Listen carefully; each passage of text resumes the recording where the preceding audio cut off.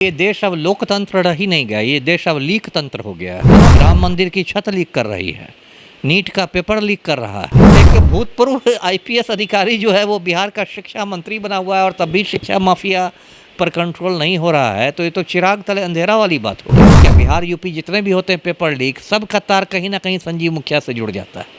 और आज की तारीख में भी संजीव मुखिया नहीं गिरफ्तार हुआ है। कौन लोग हैं जो इसको संरक्षण दे रहे हैं? मैं धर्म निरपेक्ष हूँ, पलटू राम शर्म निरपेक्ष हैं। कहते हैं कि हम ना किसी को फंसाते हैं, हम ना किसी को बचाते हैं, लेकिन माफिया के सामने आज्ञाकारी चपरासी बन जाते हैं।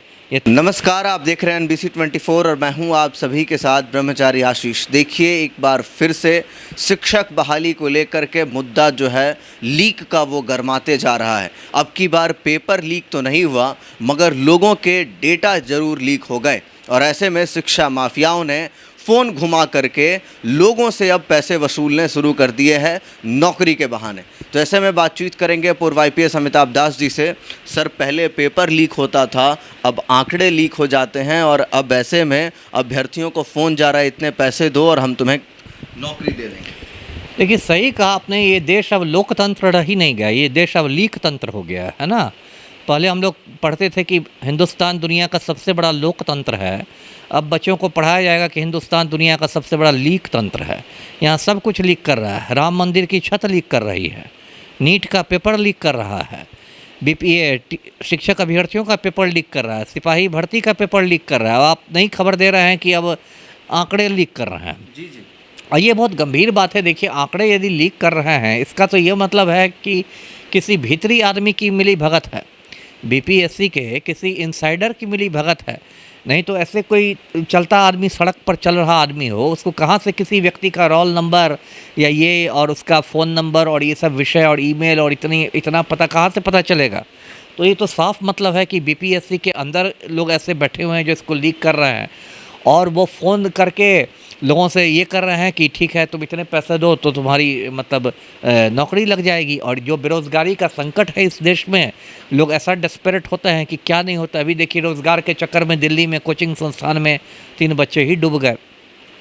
तो ये जो भी है, देखिए यहाँ पर सबसे मतलब दुख की बात यह है कि शिक्षा माफिया बिल्कुल फैलता जा रहा है और सरकार की ओर से कोई मतलब एक्शन नहीं हो रहा है। सर, सबसे बड़ी बात यह है कि इन शिक्षा माफियाओं को अधिकारियों ने ही पनाह दिया हुआ है। अधिकारियों ने दिया है, नेताओं ने दिया है, सबको दिया है।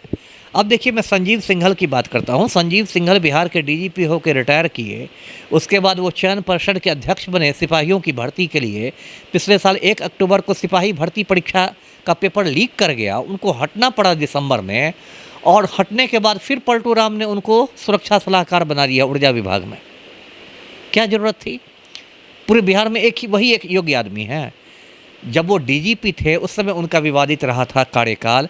जब वो केंद्रीय चयन परिषद के अध्यक्ष बने तब उन पेपर लीक कर गया, और जब वहाँ से हटे तो फिर ऊर्जा विभाग के सुरक्षा सलाहकार बन गए, और यहाँ से हटेंगे तो पलटू राम उनको राज्यसभा भेज देंगे। ये क्या मजाक हो रहा है?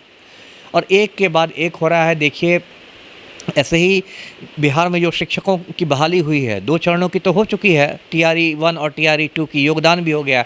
पहले से उसमें इतना सारा रायता फैल चुका है, बहुत सारे विवाद हुए, मतलब यहाँ तक कि परीक्षा के बाद ये हुआ, अभी भी हो रहा है कि पूरक परीक्षा फल क्यों नहीं निकल रहा है, ये क्यों नहीं निकल रहा है। योगदान के बाद बहुत सारा विवाद हुआ कि लोगों ने गलत इस पर कागज़ पर ले लिया, अभी तक लोग बर्खास्त हो रहे हैं। एक तो पहले से हो रहा है, इतना रायता फैल गया, उस पर से देखिए अभी तो TRE 3 की परीक्षा हो रही है, उसमें फ़ोन जाने शुरू कर दिए हैं। सर, सबसे बड़ी बात है कि और ये दिलचस्प की बात है कि शिक्षा मंत्री जो है बिहार के, वो IPS अधिकारी रह चुके हैं। ये सुनील कुमार हैं, ये मेरे सीनियर SP थे जब मैं ASP बाढ़ में था। तो वो एक भूतपूर्व IPS अधिकारी जो है वो बिहार का शिक्षा मंत्री बना हुआ है और तब भी शिक्षा माफिया पर कंट्रोल नहीं हो रहा है। तो ये तो चिराग तले अंधेरा वाली बात हो गई। इसमें सवाल ये भी है सर कि अंतिम लक्ष्य जो होता है इन माफियाओं का, वो तो पैसा ही होता है। पेपर लीक करे तो भी पैसा, अब डेटा लीक करे तो भी पैसा, बिल्कुल पैसा ही तो कमा रहे हैं। पैसा कमा। अब देखिए क्या हालत है। संजीव मुखिया का नाम दर्शकों ने सुना होगा, नालंदा का रहने वाला है, नगर नौसा कॉलेज में कर्मचारी है। ये संजीव मुखिया का बेटा आज भी जेल में है और ये फरार चल रहा है। और इसने नीट कांड में, उसके पहले वाले भी कांड में, शिक्षक भर्ती वाला में भी, मतलब बिहार में जितने भी होते हैं, आपको बिहार यूपी जितने भी होते हैं पेपर लीक, सब का तार कहीं ना कहीं संजीव मुखिया से जुड़ जाता है। और आज की तारीख में भी संजीव मुखिया नहीं गिरफ्तार हुआ है। कौन लोग हैं जो इसको संरक्षण दे रहे हैं? एक गरीब आदमी को तुरंत पुलिस उठा के पिटना शुरू कर देती है। संजीव मुखिया की क्यों नहीं गिरफ्तारी हो रही? इतना पुलिस, अब तक बिहार सरकार ने उस पर, पुलिस ने उस पर इनाम की घोषणा नहीं की है। क्यों नहीं इनाम की घोषणा की है? किसके कहने पर ऐसा हो रहा है? तो ये सारी चीज़ें देखने की भी है। और बिहार में तो देखिए शिक्षा माफिया का पुराना इतिहास है। 5-6 साल पहले दर्शकों को याद होगा, इंटर का रिज़ल्ट निकला था। पॉलिटिकल साइंस में, राजनीति विज्ञान में रूबी राय नाम की एक लड़की टॉप कर गई। उससे मीडिया वालों ने पूछा कि पॉलिटिकल साइंस में किस चीज़ की पढ़ाई होती है, तो टॉपर का जवाब था कि पॉलिटिकल साइंस में खाना पकाना सिखाया जाता है। बताइए, पूरे हिंदुस्तान में बिहार की फजीहत हो गई, पूरे हिंदुस्तान में बिहार की नाक कट गई कि जो स्टेट का टॉपर है वो कह रही है कि पॉलिटिकल साइंस में खाना पकाना सिखाया जाता है। और तब भी पलटू राम को शर्म नहीं आई, क्योंकि पलटू राम एक शर्म निरपेक्ष नेता है ना। जैसे मैं धर्म निरपेक्ष हूँ, पलटू राम शर्म निरपेक्ष हैं। शर्म हया छोड़ के काम करते हैं। कहते हैं कि हम ना किसी को फंसाते हैं, हम ना किसी को बचाते हैं, लेकिन माफिया के सामने आज्ञाकारी चपरासी बन जाते हैं। ये तस्वीर देख रहे हैं दर्शक लोग जी। चलिए, तो सीधी सीधी बात यही है कि अंदर के अधिकारियों के बिना मिली भगत के कोई भी आंकड़े लीक नहीं हो सकते। और ऐसे में अंदर के अधिकारी पहले पेपर लीक करके कमाते थे, अब डेटा लीक करके कमाते हैं। अंतिम लक्ष्य तो पैसा ही बन करके ये चीज़ें रह गई हैं। तो ऐसे में क्या कुछ कह रहे थे पूर्व IPS अमिताभ दास, सुना आपने।